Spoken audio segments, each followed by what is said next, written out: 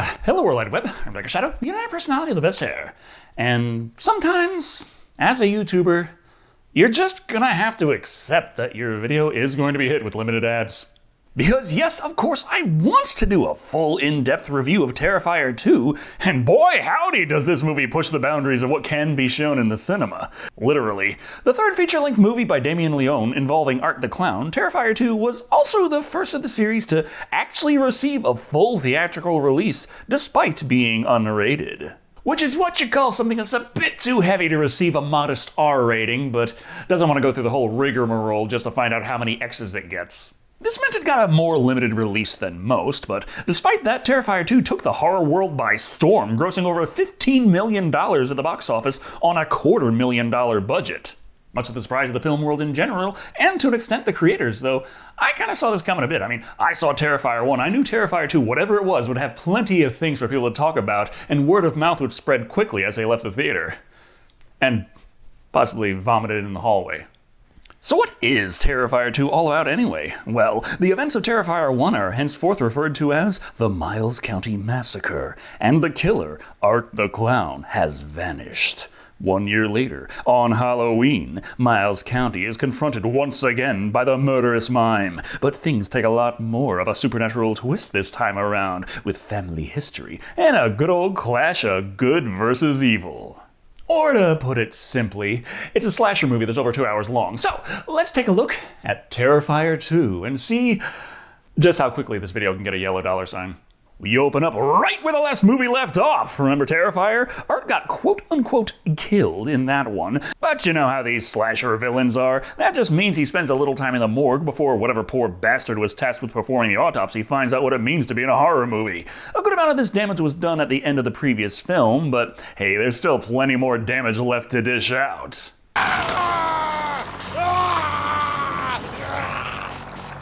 And as we can clearly see, Art the Clown, played by David Howard Thornton, is missing an eye after having it shot through in the last movie and bashing out the back of his skull. I was wondering if that maybe was hinting at a bit of a Jeepers Creepers style reconstitution power for him. After all, he does shove the coroner's eye right in his own socket, but that turns out to not be because he intends to use it, just because he's Art the Clown. Anyway, looting some spare jars of acid and surgical instruments, Art finds his trash bag and heads down to the local laundromat to freshen up. However, as he's trying to enjoy the funnies, something arrests his attention.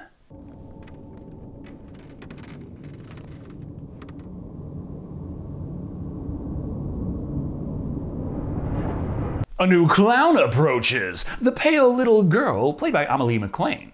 She's predictably disturbing, not so much from cutting people little tiny bits like Art does, but more just generally by her mere existence. So is it more or less disturbing when the man at the laundromat comes to, only to see naked Art playing patty cake with someone who isn't really there? The last thing he ever sees as Art finishes up his business in this establishment by jamming a broken mop handle through the man's cranium. Anyway, enough death and dismemberment for a moment. It's time to introduce some more important characters. Sienna, played by Lauren Lavera, is prepping her Halloween costume, full-on cosplayer style with armor, molds, leather, and of course the pied de resistance, huge custom-built white wings tipped with gold paint. Anyway, that was a nice background for the opening credits. Time for more characters. Sienna's mother, Barbara, played by Sarah Voigt, and of course her little brother, Jonathan, played by Elliot Fulham. Did you figure out what you're dressing up as tomorrow? The Miles County Clown. Don't do that. Why not? Tasteless, sure, but the real problem is that the Scream franchise already drove the general schmuck dressed as the killer shtick into the ground. Barbara and Sienna hammer home the fact that considering he is a real guy who really killed real people, locals might find it a bit crass. You don't see people dressing up as Jeffrey Dahmer or Charles Manson. And ironically, as the pandemic hit and pushed this one's release window forward into 2022, that year's Halloween, oh boy, you saw plenty of them. Jonathan says it's just a costume, and they're taking it way too serious. Still, Barbara puts her foot down. He is not to go out dressed like Art the Clown. Interestingly enough, the kid's mother isn't actually all that worried about this. Sienna thinks Jonathan's sudden obsession with serial killers, and more specifically Art the Clown, is popping red flags all over the place, but Barbara isn't convinced. It's just a phase after all. All right, just don't be surprised if you find a dead animal in his room. You know what? Watch your mouth, huh? He only brings home dead animals and cuts them into little tiny bits because he's going to grow up to be a doctor actor and make us so much money.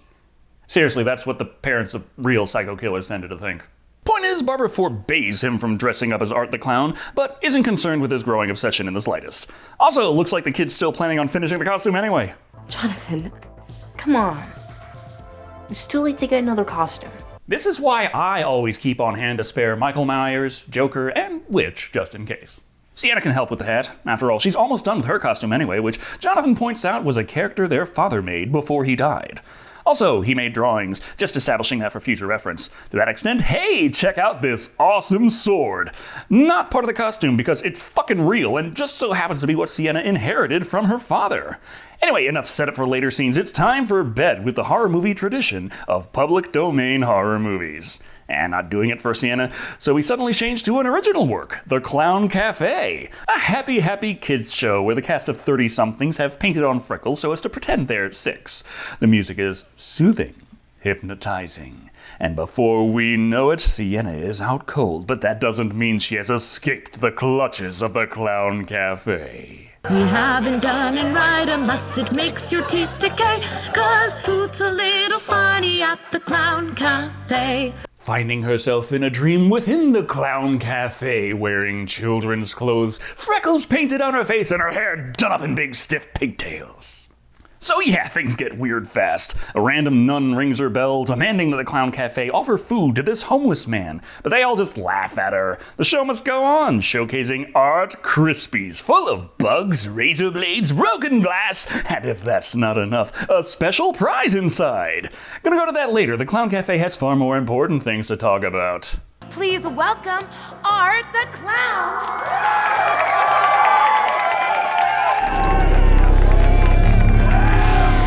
Art the Clown is back, which terrifies Sienna. So that's what they call the movie Terrifier. Of course, the Clown Cafe is absolutely enamored to have Art come all the way out to say hello. And he's even got his big damn trash bag of tricks with him, procuring treat after treat for the grown-up young'uns, and a special treat for the special girl.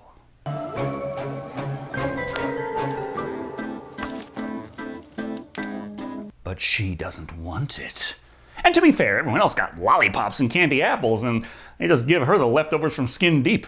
As this is not a dream but a nightmare, no isn't an option, and Sienna takes the package and opens it to reveal a heart in a bed of worms, spewing black ooze everywhere. What could possibly make this worse? Well, how about when Art pulls out an M1928 Thompson submachine gun with a 100-round drum magazine, spewing 45 ACP at everyone in the Clown Cafe. The bullets fly, the patrons die, and the body count rises.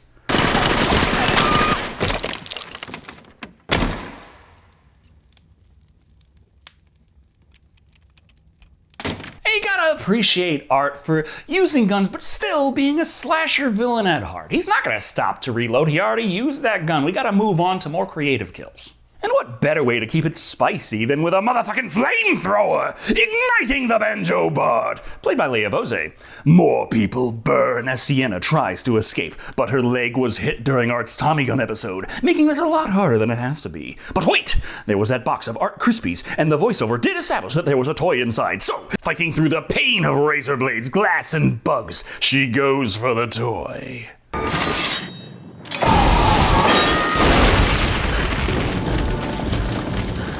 The sword blocking the fire, which then comes out of her dream and into her room, setting everything on fire.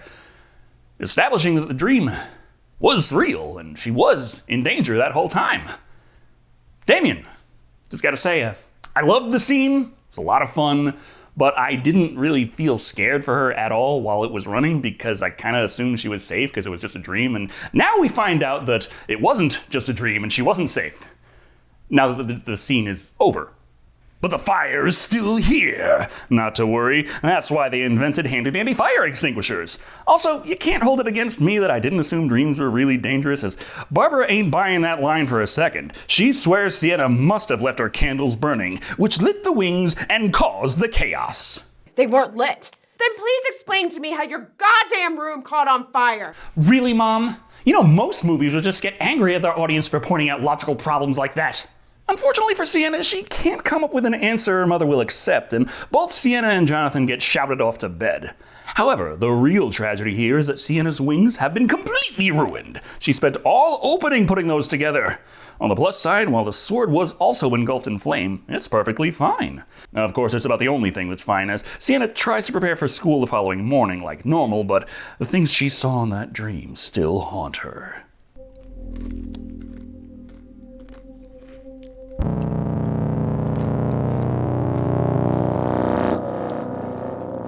It's either that or Sienna takes her coffee extra dark. However, Art is also preparing for quite the busy day. It's Halloween and the anniversary of his last little escapade. Keeping the supernatural elements alive, we see the pale girl with the portable TV that has no power. But that doesn't mean it can't turn on and tune into one of those conveniently plot-relevant programs. Monica Brown, played by Katie Maguire, who played the babysitter in All Hallows Eve, is interviewing the final girl from Terrifier 1, Victoria Hayes, played by Samantha Scafidi, reprising her role. Now, while being the final girl means she survived, technically that doesn't have to be unscathed. Do you remember your initial reaction when you first saw your face? Yes. Would you like to share that with us? I wish I was dead. Oh, let's not be hasty, Vicky. I mean, yeah, the face is a bit of a wash, but you still got beautiful hair, and trust me, that can get you far in life. And how about the fact that the body of Art the Clown mysteriously vanished? No bother, Victoria is certain he is dead. Much like this possum behind the dumpsters at school. A couple kids call Jonathan over, and he says they shouldn't mess with such things. Ah, well, just means they can call over a girl, Jonathan can clam up, the antisocial anxiety-riddled shut-in that he is, and she can be horrified at the practical effects, fleeing in terror, which gets the attention of the authority figures and kinda half-assed disciplinary measures. You know the drill. They can technically see what happens, but none of the teachers understand it beyond their own prejudices. Jonathan! Keep your eyes on your own paper. Such as Mr. Whalen, played by Mark Langston, who reads Jonathan's remorse at Stephanie as him trying to spy on her test paper. And kids these days, with their smart glasses and their satellite cameras looking all up and over and onto the papers. Looking for a breather from this stress, Jonathan requests a hall pass, but as he refreshes by the water fountain, someone skips by, out of focus. That would be the pale girl, which also means that Art is not the only one who can see her. Even better, they have the dead possum with them, which they chuck at Jonathan, causing him to flee in terror. So that's why it's called Terrifier.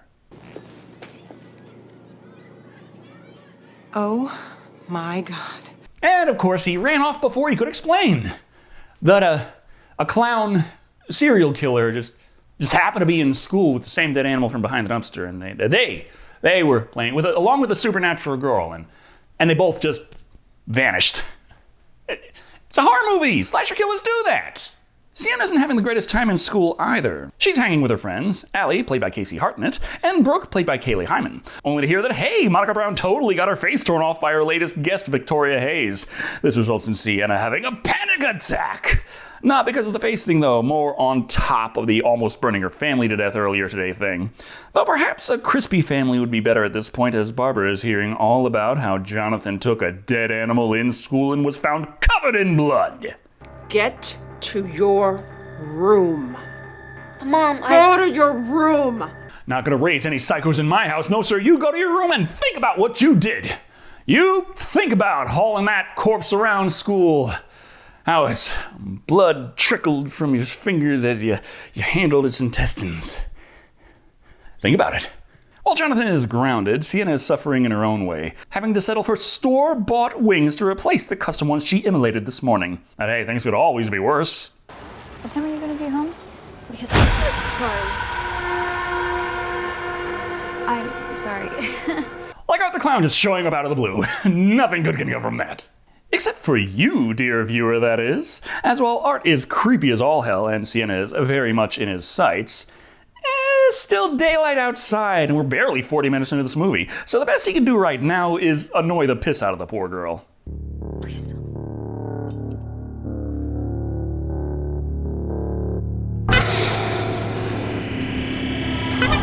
And lucky for us, he doesn't talk. I can only imagine what it would be like if Art was standing next to Sienna and threateningly going The shopkeep, played by Jonathan Davis, doesn't appreciate the clown harassing his customers and demands that he leave her alone. Thus, Sienna gets the hell out of there, and Art is close behind. But while he can't take out the main girl just yet, there is a fresh shopkeeper with no plot armor to speak of. So, just dig around in the trash bag of tricks for a few spare implements of destruction, and BAM! Beer bottle to the face! Along with a whole lot more carnage in glorious close-ups that I can't really show you guys without risking a community guideline strike, because they went all out with this. It was like 95% practical and 5% digital. Photoshopping his actual face on top of the dummy that Art is driving a cleaver into the skull of. Oh my, they're closed. Yeah, sorry about that. The Psycho Clown's been killing everybody. But hey, as long as you're here, may as well like the video. Cool. No, I mean click like to like the video. It helps with engagement. And also, this video probably isn't monetized, so maybe join a channel member, help directly, or in the description there's a link to my Patreon. You can support there too. All right, let's go. Let's go. I'll be here if you change your mind. When you change your... Come back. In any case, it's time to get ready for Halloween night. But on her way to her room, Sienna sees that Jonathan is already home and swears that he saw the Miles County Clown at his school. And that's not all. He's got receipts. Is that Daddy's sketchbook? Look here. How long have you had this? As it turns out, Jonathan has been keeping their late father's sketchbook by him this whole time. No idea why, but it sure is convenient now. Because Daddy collected news clippings showing the death of who we now know as the Pale Girl. All the deaths from the previous movie. And of course, Art the fucking Clown. Daddy drew this? That's not all.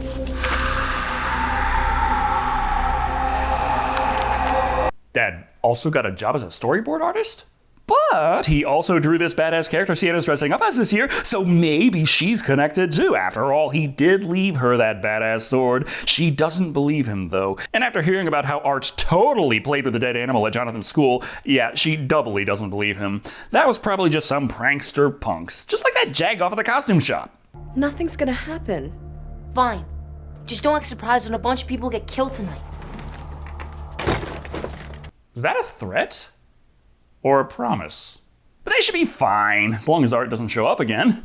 On that note, while Allie is tending to trick-or-treaters, who should happen to show up but Art the Clown? She says he looks a bit too old to be trick-or-treating, but he refuses to leave. And eventually, in frustration, she relents and gives him some damn candy.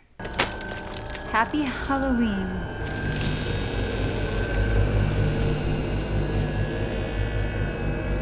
Honestly, I'm not sure if I'm more impressed that Art can carry around that thing like it ain't that heavy at all, or that that trash bag hasn't punctured yet. Kinda freaked out by this, Allie tries calling Sienna up, but she's busy doing the candy duties herself. But this is interrupted when she notices one of those convenient news broadcasts about a thing that she heard about earlier in this movie, how Monica Brown was brutally mauled by her special guest, Victoria Hayes, the sole survivor of Terrifier 1. Hayes was released from St. Michael's Hospital yesterday evening after months of rehabilitation and psychoanalysis. Like you, Sienna. And there's this whole thing about Sienna's father's death, how it was really harsh on them. Towards the end, he kind of went crazy and was crazy abusive towards both of them shortly before he died. And from what I hear, for movie characters, it's really, really hard to deal with that for a relatively short period of time. Thus, Sienna was institutionalized, only recently being released, and to deal with the trauma, she's doing drugs! Prescription drugs, as to quiet the brain fireworks, not light them. But the best way to take your mind off the horrors on the daily news is to focus on a project, like her 99.9% done costume based on her father's character. Odd choice to get your mind off things, but you can't deny that Lauren Laverne looks absolutely killer in it. Speaking of killer, the night's winding down at Allie's place, but oh, would you look at that? The sliding door has been broken into. That's because Art the Clown is in there with her.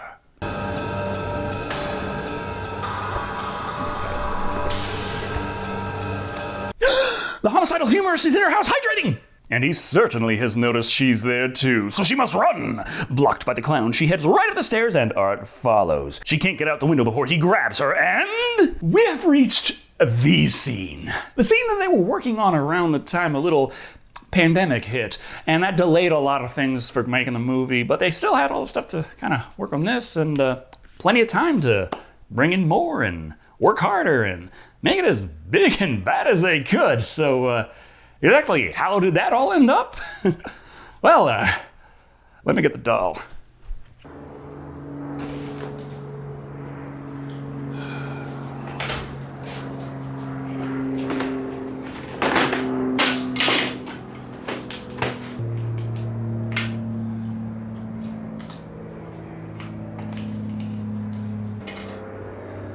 Art slashes her eye open and then cuts her across the forehead with some scissors before tearing the scalp clean off. Well, not clean. And of course cutting open her back, breaking her arm, tearing her arm off, ripping her other hand in half lengthwise. Then of course we take a little break, have a little breather.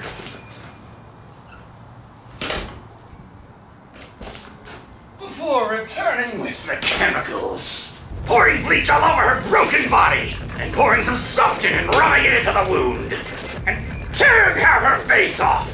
And Allie's mother comes home, played by Amy Russ, whom, after seeing the state of the house, realizes her daughter must be in trouble, and rushes up to her room. And, yeah, still, if I actually show this scene on YouTube, there's a good chance that I'll get a community guideline strike, but suffice to say, Art's still there, still happily cutting away pieces at her, and she opens her remaining eye and looks and calls to her mother.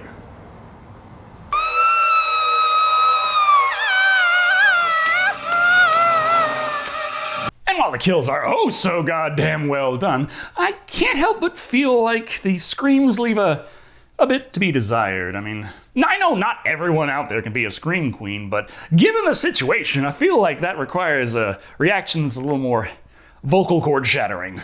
While Art cut loose with Allie, Sienna made it to the Halloween party with her friend Brooke. Yeah, Allie was supposed to come as well, but Sienna's the only one worried about that. Brooke is more concerned with making sure Sienna has a good time tonight. Maybe if I just text her mom, she'll get back to me. No, off your phone, son. Yeah. Okay. Look, we're gonna have fun. We didn't go out of our way to hire enough extras to make the club actually look like a club, just to have you run off for a texting into the void scene. So they each take a shot shortly before Brooke is grabbed from behind from her boyfriend, Jeff, played by Charlie McElveen. That way we can have our introductions as well as establish that Sienna is worried about drinking too much tonight, afraid of what her mother would say if she were to come home wasted. Ah well, no reason to let that spoil the night. It's time to dance. But speaking of her mother, Barbara is taking the time to have a nice leisurely argument with Jonathan, as he still insists it was the clown that threw the dead animal around school. To prove his case, he pulls out Dad's old sketchbook. But Barbara has had enough of this and tears it to pieces. You're such a bitch. Don't you ever say that to me again. Having him grow up to be a potential serial killer is one thing, but she is going to make damn sure he does not grow into Freddy Krueger. So Jonathan decides to just say fuck it and leave. Did Barbara go too far? Was this the right thing to do? She wrestles with the question, but then hears a strange noise. The garage door. Thus, she goes to check what it could be.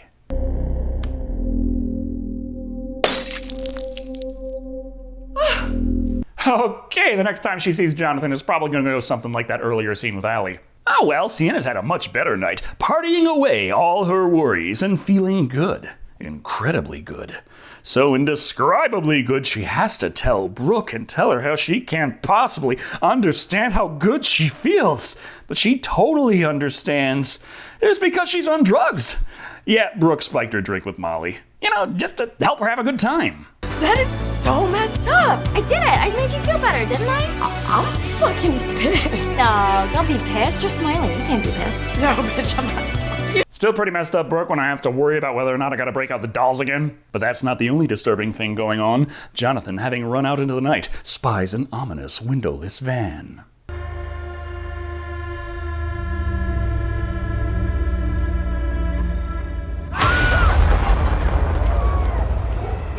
And there's our mathematically mandated jump scare. It's been too long since our last officially recognized fright that the movie has to remind us we're watching a horror movie by interrupting the slow, suspenseful horror building scene.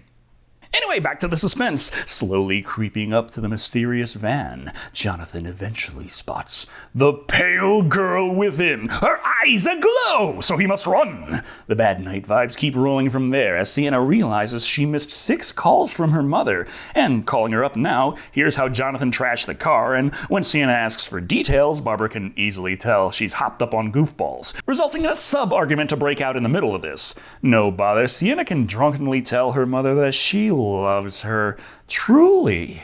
And Barbara can take a breath to acknowledge that yes, despite all this, she also loves her family back, and they will get through this. On that note,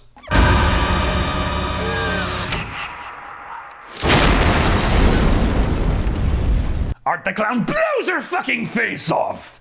So if we neglected to humanize her a few seconds ago, he would have come off more like an anti-hero in this scene. But while Art is making abstract Barbara, the pale girl has made its way to the club with Sienna. However, only she can see her, and indeed feel her as the little girl grabs Sienna, terrifying her! Also, that's why the movie's called Terrifier. This freakout kind of spoils the mood, but hey, it's not as bad as when Jonathan gets back home and finds his mother horrifyingly mutilated at the kitchen table, while Art has taken up homemaking, preparing some lovely, lovely mashed potatoes.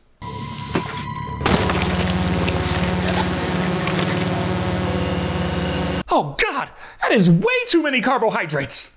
Jonathan tries to flee, but he cannot escape, being easily captured by the clown and the creepy child, and injected by Art's enormous syringe. And wouldn't you know it, now Art has that super sharp sword to put to good use. Later, first we gotta hop back and find out that Sienna's little episode meant that her and her friends had to leave, which upset Brooke, considering she only drugged her a teeny bit just to make her happy. I put a pinch of Molly in her drink. It was nothing. Plus Xanax. What? I did not give you Xanax. No, she was already on Xanax, which I didn't know about, okay? Let's make that perfectly fucking clear. You could have fucking killed me. And that would be a ridiculously anticlimactic way to go in a slasher movie. Point is, they gotta take her home. But hold on, Sienna has a call. From Jonathan. What's wrong? Where are you? I'm at the old carnival. Eric and Sean left me. I'm all alone. What is wrong with you? But it's actually the pale girl mimicking Jonathan's voice. A handy power to have in complementing Art's repertoire. Best he could do is just kind of text his victims and hope for the best. So change of plans, can't take Sienna home yet. They gotta swing by the old carnival first. That sounds like the perfect setting for a final climactic battle between the forces of good and evil. However, Jonathan isn't waiting at the gate like Sienna told him to do, so she decides to head inside and look for him. While looking, she gets another call from him, but it's hard to make out. After failing to get him to come to the merry-go-round, he texts her, telling her that he's stuck, and she's gonna have to come get him.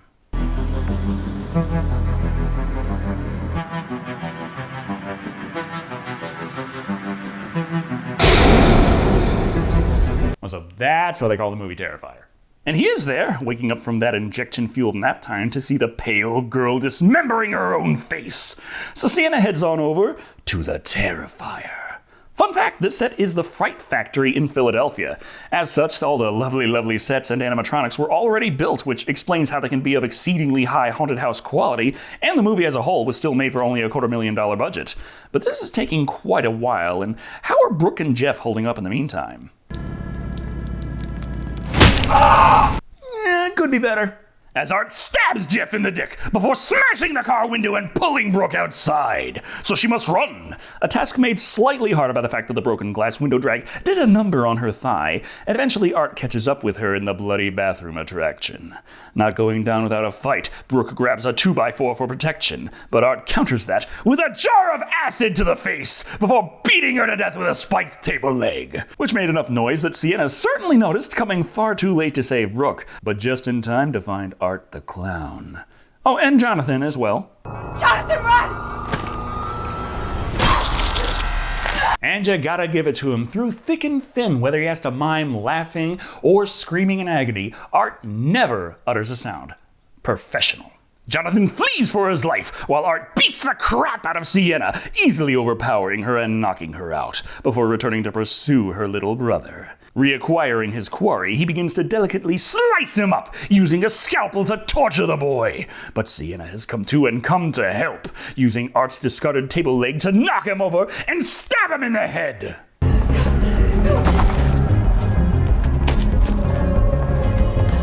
But considering he could survive a bullet to the brain from the last movie, this is more of a mild inconvenience. So they flee to escape.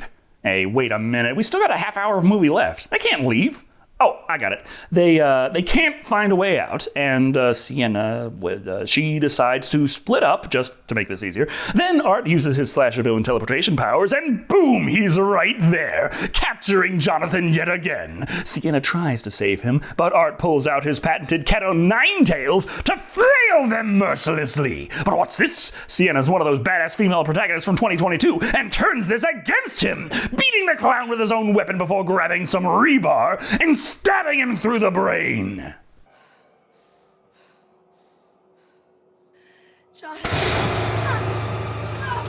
Like he gives a shit. So he's got Sienna, but have no fear, for Jonathan is not content to simply be a gender-bent damsel in distress, and grabbing Art's super sawed-off, he blows him away. But Sienna can take no more and passes out. And after a handy-dandy nightmare, wakes to find that Jonathan and the clown have vanished. Heading over to the climax, she finds them both, but her attacks against Art are even less effective now, as he shrugs them off, throws her down a pit, and returns with something unexpected.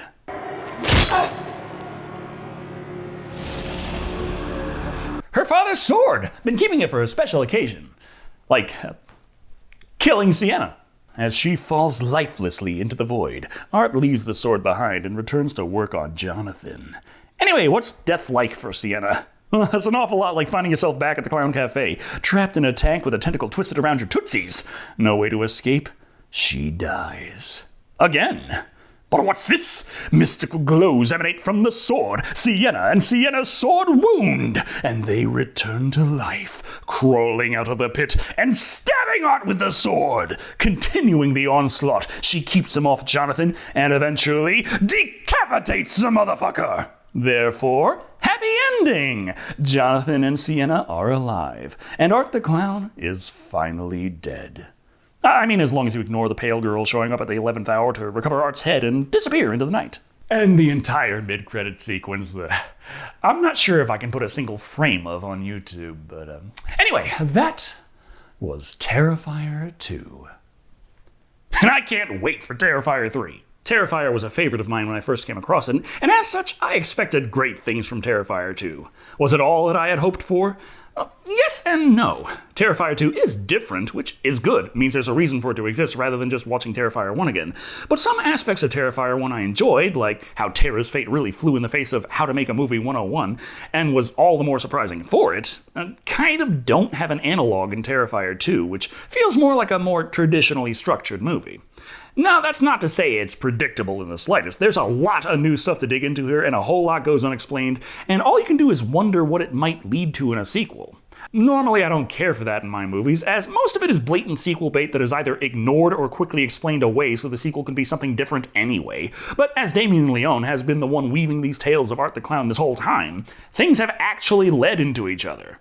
That makes the biggest shift in Terrifier 2 all the more alarming with how it changes the balance of power and how much it actually fits in with the pre-established lore. The existence of supernatural good to complement the supernatural evil.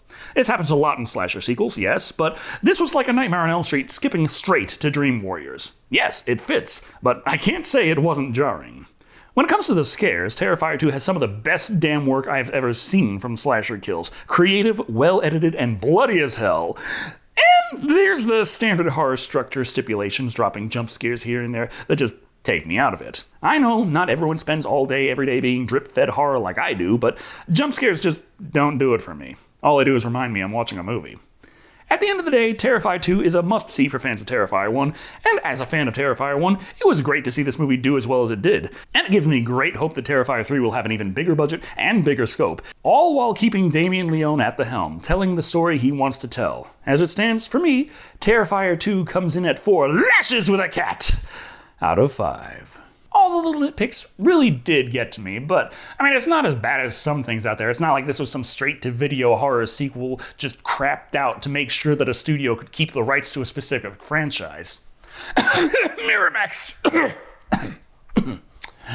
Anyway, thank you all for watching. I'm Shado, and remember...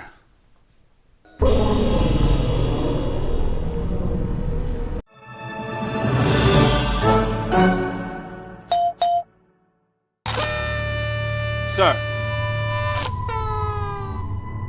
put that in your mouth, you gotta pay for it. Hey kids, it's end screen element engagement time. So, what have I reviewed that is related to Terrifier 2? Oh, I know, Terrifier 1, All Hallows Eve. Damien Leone did them both. All Hallows Eve is the shorts, Ninth Circle, and Terrifier, the original, right there. Check that one out. There is the recommended video right there, and support me on Patreon, because I like to eat. At least sometimes.